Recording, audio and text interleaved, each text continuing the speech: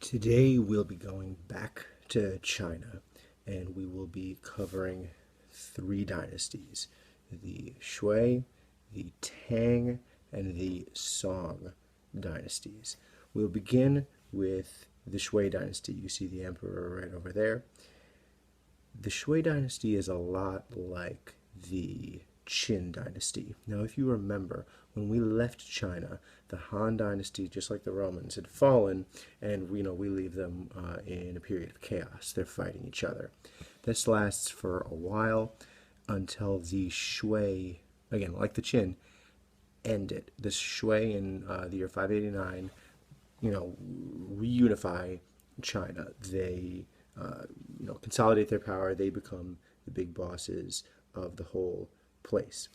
But you can tell from the year span down there, they don't last for very long. But for the period of time they do last, they're notable. They have a lot of remarkable achievements. Number one of those is the creation of the Grand Canal, which you can see over here. The Grand Canal links the two major rivers of China, the Yellow River and the Yangtze River. These rivers, as we discussed, back in chapter 2, serve as really the main highways of any civilization. They, especially really old ones, they're key for transportation. They're key for cities sort of have to be on these because they're key for trade. I mean, they're very important. Linking the two rivers really helps to sort of bind China together, to really bring it together. The Grand Canal remains important today. So all future dynasties get to benefit from what the Shui dynasty did.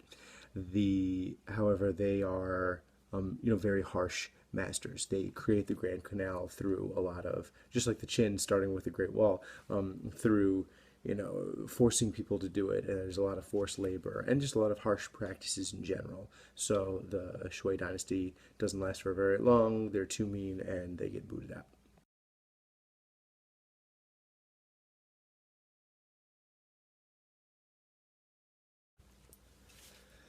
So next up is the Tang Dynasty, which lasts a while longer, as you can see up there.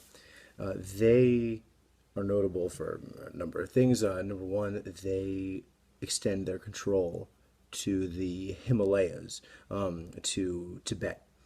Tibet is the area, still very important today. Sort of north of the Himalayan mountains, you can see it. It's the one area sort of outlined in the map over there. It remains today sort of a culturally distinct area within China, and I'll argue that that's because their sort of ancient roots are in this kingdom that was like a separate thing, a separate place, sort of a separate people. But long time ago, the Tang Dynasty go and sort of take them over. So even today in China, Tibet is just sort of a different kind of place than the east of China. And again, that's because they used to be two separate things, unified long ago.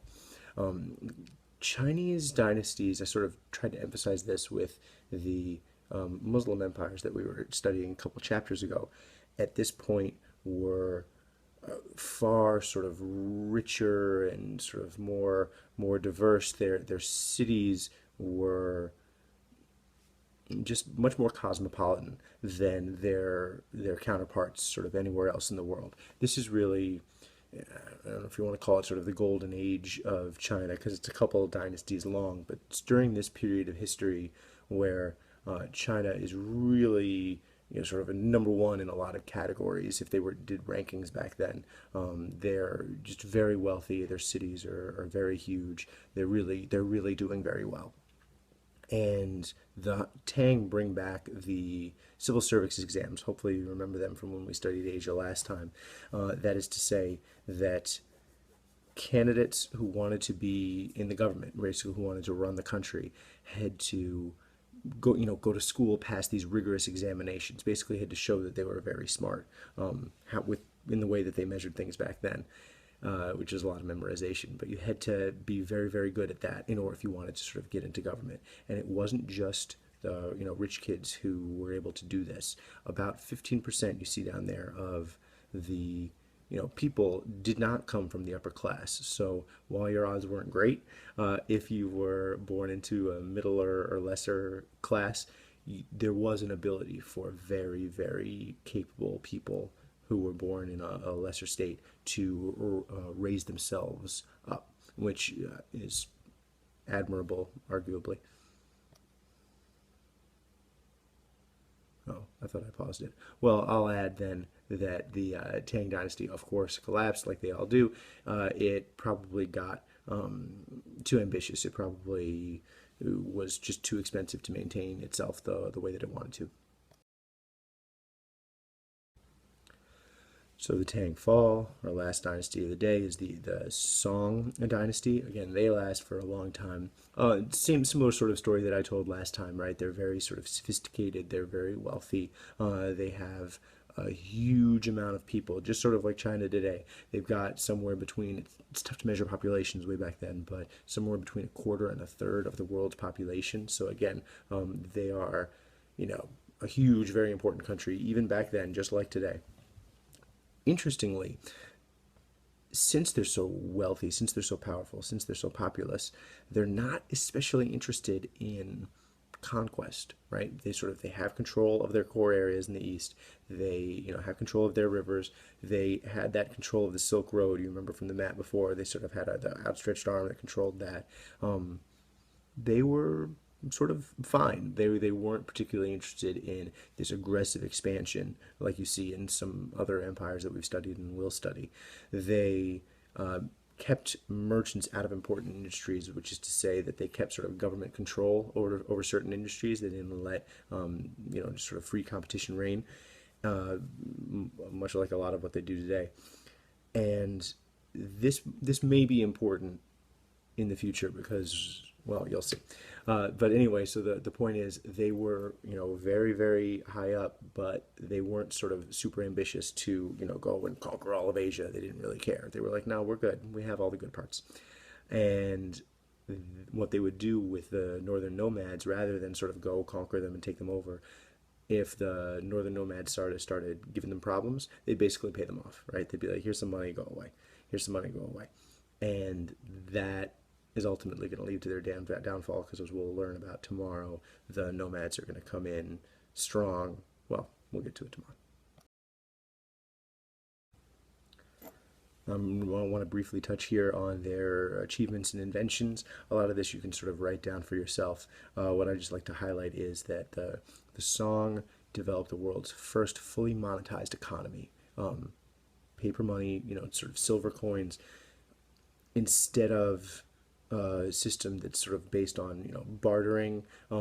Not that the other economies in the world did that, but they would be a little more sophisticated than that. But they didn't have anything as clever, as important as paper money that represents sort of your labor, that you can exchange for anything. That is very valuable. It's very convenient. I'd like you to think about why. But they just sort of fully go in on that, which is a very important innovation. And then they invent all sorts of impressive things. You can sort of see it down there. Key to future events in history are going to be movable type, because that helps them mass create books. Before then, books have to be written like that. But with their invention, you're able to sort of mass produce a book, book, and that makes books more available. And they also they start us on the path towards sort of missiles and guns, right? They figure out gunpowder, and so they are able to figure out some of the weapons that you see down there. I mean, the way that they sort of started off, they have these like arrows that get lit on fire and then sort of shoot out. They don't have flamethrowers and missiles sort of figured out yet, but they're getting there. Last but not least, I want to touch on the state of women in this sort of general area of Chinese history. In general, you'd have the most equitable positions for women, or rather the most equality between men and women would be in the lower classes. Right? Peasant women are there, sort of working sort of alongside their men. Then if you sort of move up the scale, urban women, did work or could work, sometimes worked in, restaurants and markets and stuff like that. The higher up you went, though, very upper crust women would not work. It wasn't seen as like appropriate for a wealthy woman to work. People were supposed to do that for her. And this is the area where the practice of foot binding is introduced, which, without going into all the gory details, was basically something that they would do to the women's feet to make them particularly small. It made it so walking was hard or impossible, but that was seen as irrelevant because you're a wealthy woman. You don't have to walk anyway. People will just carry you because you're so important. And so there's a long sort of in evil history to that practice, and it sort of begins here.